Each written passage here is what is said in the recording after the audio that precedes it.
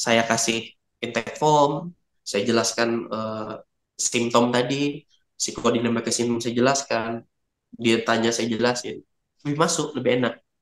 Tapi kalau orang kampung mas, orang desa, kita jelaskan kayak gitu mumet deh. Lebih baik apa yang diyakinin kita sesuaikan aja, gitu.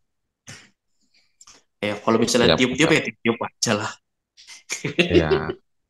Karena memang saya lakukan itu kemarin memang jangankan komunikasi, jangankan berpikir, dia itu sudah ada hampir 3 hari bahkan dalam seminggu tidurnya kurang. 3 hari itu nggak tidur sama sekali karena Nah, cuaca cemas. hujan. Begitu dengar hujan itu udah ketakutan gitu. Jadi badannya kan lemes, semuanya terus napasnya sesek. Jadi memang nggak sanggup untuk berpikir, nggak sanggup Hmm. untuk berucap.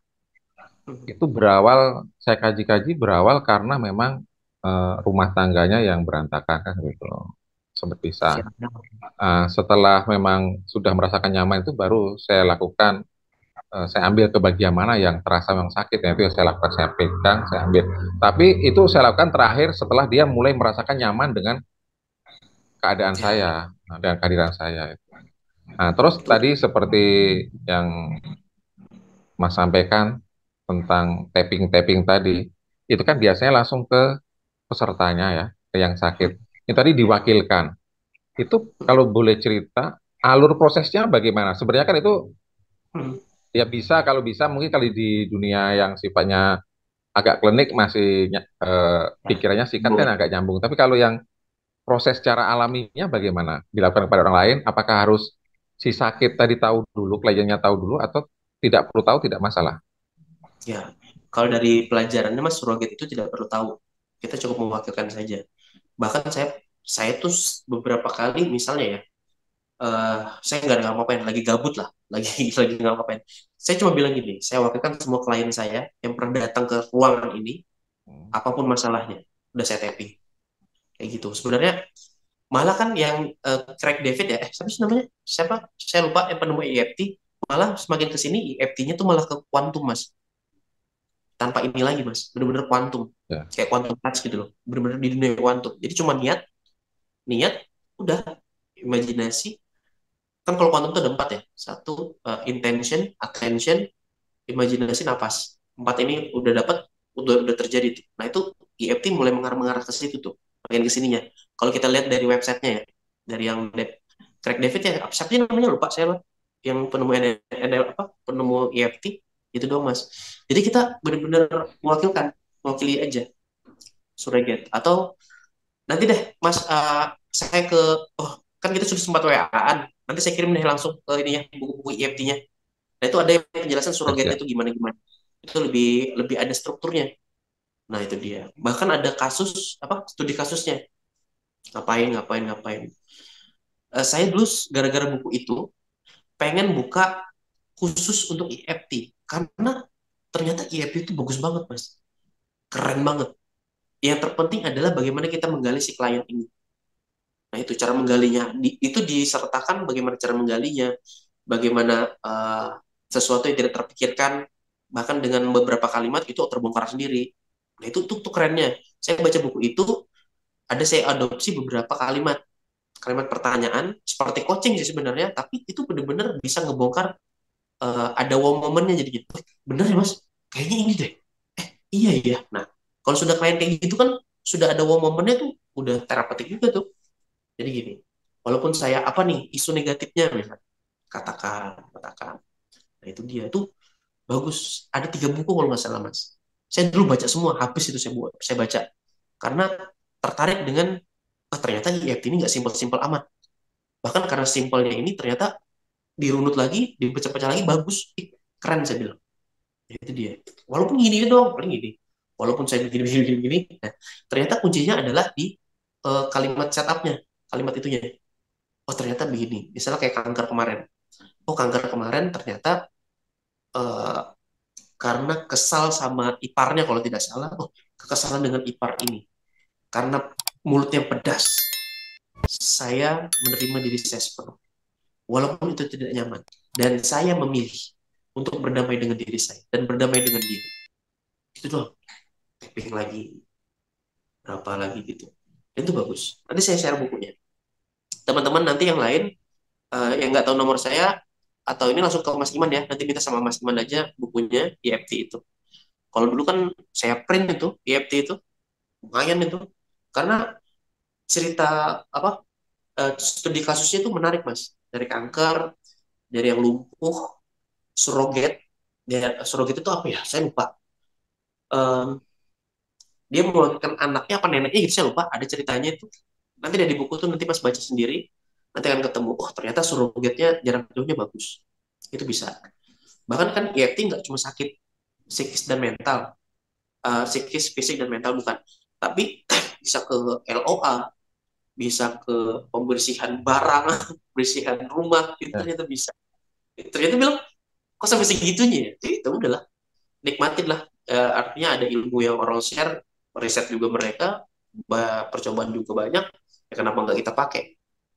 Padahal saya di awal-awal kan nggak percaya EFT. Apa sih EFT? Gini-gini doang kok. Apa bodoh ini dalam hati kan, dalam pikiran kita. Tapi ternyata dari buku-bukunya, dari testimoninya, dari ini bagus, keren. Nah itu dia mas. Bahkan ada klien-klien yang saya suruh EFT aja. Waktu saya kumat, EFT 1 jam. Saya ngikutin yang consciousness EFT. Yang punya Mas Aswar. 1 jam mas. Sinus saya hilang di hari ketiga. Jadi waktu itu besoknya itu hari raya. Besoknya hari raya saya ingat. Jadi ada temen itu bilang, EFT aja mas. Saya bilang, saya sudah EFT. Gak ngepek. Loh, cara yang baru mas. Apa? 1 jam 1 hari. 1 jam. Iya kan? Tanpa sugesti. Wah, saya ikutin. Jadi malam takbiran, saya gini-gini. Saya nggak mikirkan sinus, nggak mikirkan apa-apa. Yang penting saya tapping aja. 1 jam. 1 jam ngantuk mas. Ngantuk luar biasa. Habis itu sudah 1 jam udah beres. Hari kedua, hari ketiga itu perubahan. Saya biasanya tiap bangun tidur tuh gini-gini. Nah. Karena sakit, gak enak. Mata saya tuh kayak ditarik. Kayak apa? Sinus lah, bau-bau. Agak-agak gak enak di situ. Jadi, di hari ketiga, saya bilang, ringan ya. Nggak yang, apa sih, gini-gini lagi. Kan Ya, sakit ini, nggak enak banget. Gini-gini. Akhirnya hilang, Mas. Kebiasaan itu hilang. Saya bilang nggak enak, ya, nggak enak itu nggak kayak dulu. Saya bilang nggak 100% hilang, tapi gini-gini hilang sih. Yang nggak enak itu hilang, tapi memang rasa ada kayak beberapa ketarik gitu ya. bisa ketarik tuh masih ada. Cuma jauh berkurang, jauh betul. Nah, ini. Yang terpenting pagi hari itu saya nggak kerasa sakit. Yang pilek-pilek terus, yang sampai apa meler gini-gini sakit, mata ketarik itu nggak ada lagi. Kalau dulu kan tiap hari bertahun-tahun gitu, gitu terus. Itu sudah hilang. Walaupun kalaupun saya pilek itu benar-benar masih kerasa yang apa yang berat di situ masih ada. Tapi kan itu wajar lah karena pilek lah ya. Nah, itu dia. Ya. Tapi nggak kayak dulu yang bau yang sakit itu enggak. Iya, itu doang. Itu 1 jam 1 hari tanpa sugesti. Saya ngikutin yang consciousness yang punya Mas Aswar itu CIFT itu. Itu aja. Oh begini. Karena memang jurnalnya kita melakukan IFT 1 jam, 72 gen baik itu akan bereaksi. Gen kita tuh kan ada banyak-banyak ya. Ada yang mengatur gula, ada yang mengatur pencernaan, ada yang mengatur apapun itu kan. Ya udah. Kalau kita lakukan 1 jam, 72 gen itu aktif bagus, ya tubuh kita sehat. Oh kata saya masuk akal nih. Soalnya di situ tulisannya kan dokter kan, saya percaya lah. Dan itu ngefek ya saya, apa ternyata ngefek nih. Kalau dulu kan saya bilang gini, walaupun perasaan hidup saya itu nyaman kayak pilek terus meler, mata saya tarik ini, saya terima diri saya sepenuhnya dan saya memilih untuk sehat. Nggak ngefek mas, biasa aja. Tapi pas sudah 1 jam gini-gini doang, dan itu 2 titik yang saya dominankan. Karena 2 titik itu yang paling enak, yang di bawah mata sama di sini. Itu enak banget. Bahkan beberapa kali tuh kayak rasa kayak meletup-meletup nih, kayak tep, tep, tep, tep. Enak banget nih, plong. Jadi gini aja. Saya lamain, walaupun semuanya sih itu, tapi yang paling lama tuh di sini, sama di sini. Nah, itu asik mas. Makanya kalau suroget lakuin, enak kok. Udah. Nanti saya share itu bukunya. Udah masih ada kok, masih Siap, ada. siap. PDF itu saya drive kan soalnya. Jadi semua PDF yang saya sudah pernah dapat, saya kasih drive-nya aja. Jadi nggak hilang. Kalau di laptop hilang terus mas. Banyak di laptop kehilangan. Jadi kalau di email kan ada terus. Nanti saya sedot dulu. Iya, iya. Ya share di WA. Oke teman-teman, ada lagi?